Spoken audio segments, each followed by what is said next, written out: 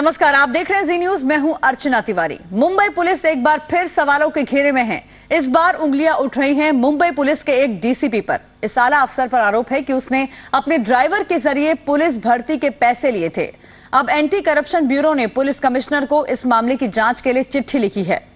क्या है इस डीसीपी का सच और क्या सामने आ पाएगी इस मामले की सच्चाई? इसी पर है ये विशेष पेशकश, सवालों में मुंबई पुलिस, क्या है डीसीपी का सच।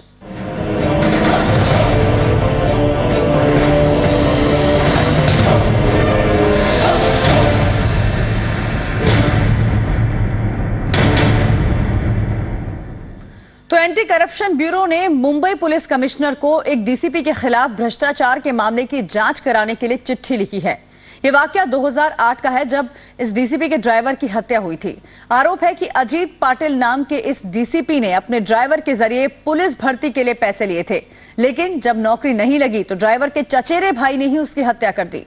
एक सामाजिक कार्यकर्ता ने इसकी शिकायत एंटी करप्शन ब्यूरो से की है।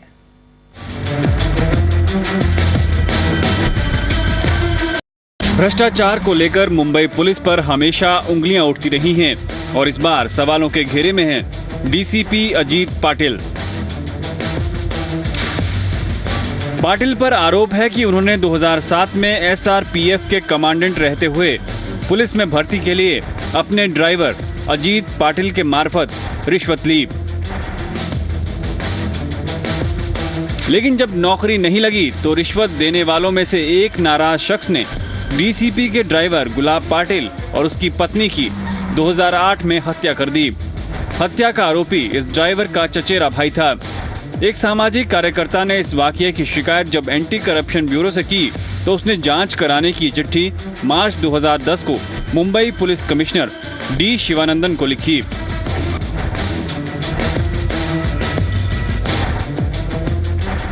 जो इसके अंदर जो इन्वॉल्व है वो एक उच्च स्तर का अधिकारी है, इसलिए इसके अंदर जो नीचे के स्तर के उसी के पुलिस स्टेशन के अंदर का अधिकारी उसमें जांच नहीं कर पाएगा। जांच में पता चला कि ये पैसे मृतक गुलाब पाटिल ने अपने किसी सीनियर अफसर के नाम पर नौकरी दिलाने के लिए लिए थे। डीसीपी अजीत पाटिल की जांच कराने की एंटी करप्शन ब्यूरो की इस चिट्ठी के बाद मुंबई पुलिस कमिश्नर ने डीजी एंटी करप्शन ब्यूरो को जरूरी कार्रवाई के लिए कहा है। वहीं मुख्यमंत्री अशोक चौहान इसे छोटा मामला बताकर टालते नजर आ रहे हैं। I can't answer on every issue, small issue like that. मैं एंटी करप्शन ब्यूरो के डीजी से इस मामले में जरूरी कार्रवाई को कहूंगा।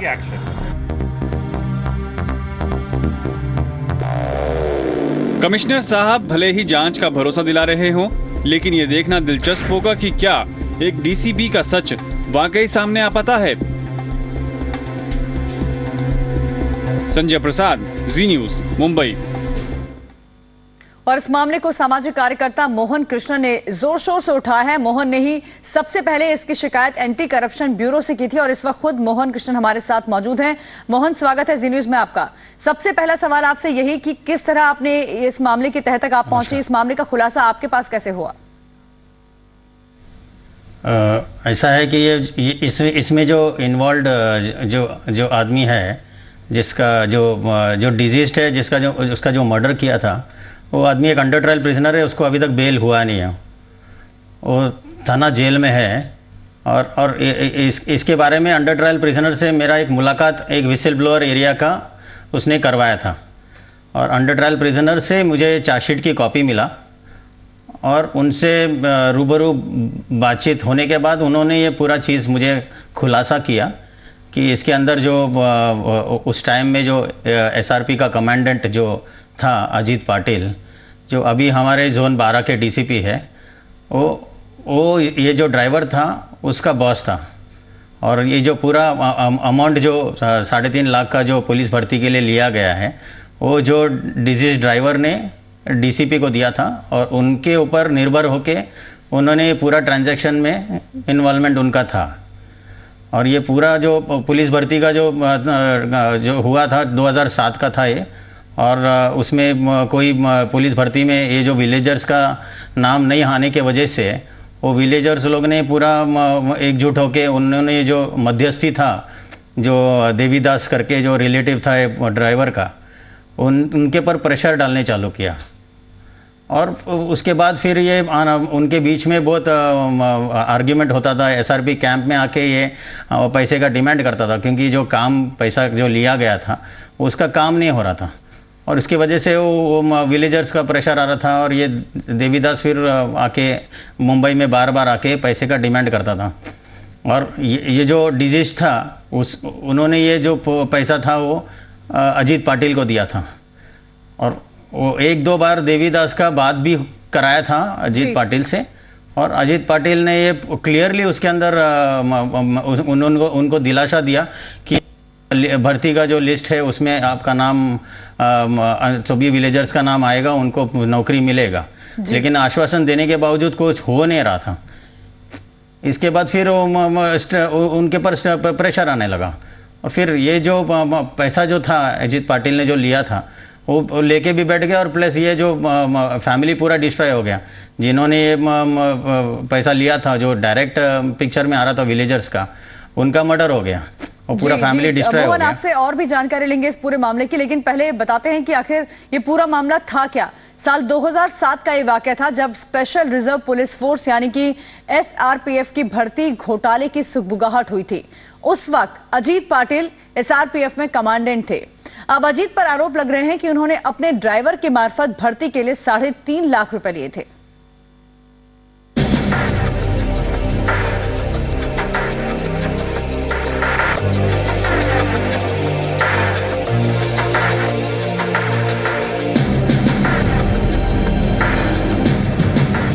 ये तस्वीरें 23 सितंबर 2008 की हैं।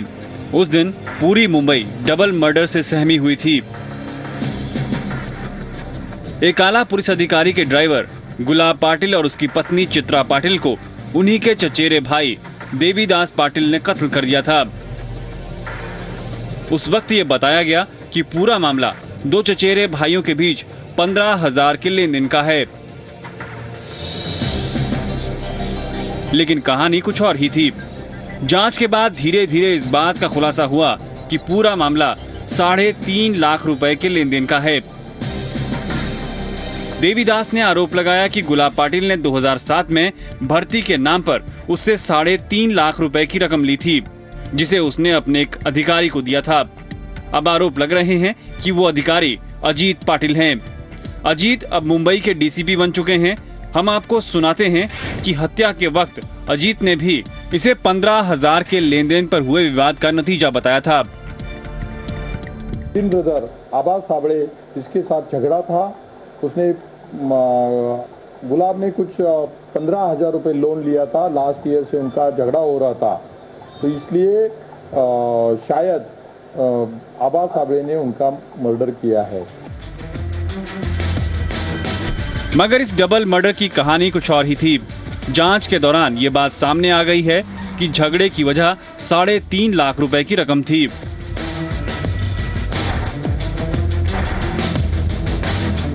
देवीदास ने तो यहां तक आरोप लगाया है कि बातचीत के दौरान गुलाब पाटिल अक्सर कहता था कि उसने ये रकम अपने एक अधिकारी को दी है, जिसे वो नहीं लौटा रहा।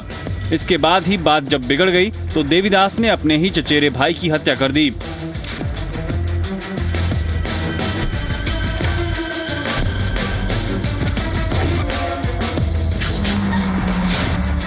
अब इस मामले में डीसीपी अजीत पाटिल पर उंगलियां उठ रही हैं। संजय प्रसाद, जी न्यूज, मुंबई। और सामाजिक कार्यकर्ता मोहन कृष्ण लगातार हमारे साथ मुंबई से बने हुए हैं। मोहन, जिस तरीके से आपने एंटी करप्शन ब्यूरो तक इस पूरे मामले को पहुंचाया, उन्होंने कैसे आगे कार्रवाई करने की बात कही है, और आपको क्या लगता है ऐसे क्या और करप्शन के मामले हैं मुंबई पुलिस के अंदर? देखिए, ये पर्टिकुलर इंसिडेंट के अंदर एंटी करप्शन ब्यूरो को उन्होंने तुरंत इसके अंदर कार्रवाई किया, और कमिश्नर ऑफ पुलिस मुंबई को उन्होंने एक ये एंटायर मैटर को फॉरवर्ड किया है। और अभी मुझे कमिश्नर ऑफ पुलिस के ऊपर मुझे पूरा भरोसा है कि उन्होंने इसके अंदर बारीकी से जांच करेंगे करके, ऐसा मुझे भरोसा है पुलिस कमिश्नर के ऊपर। जी चलिए, शुक्रिया मोहन, जी न्यूज़ से बातचीत करने के लिए धन्यवाद आपका। और अभी रुकेंगे एक ब्रेक।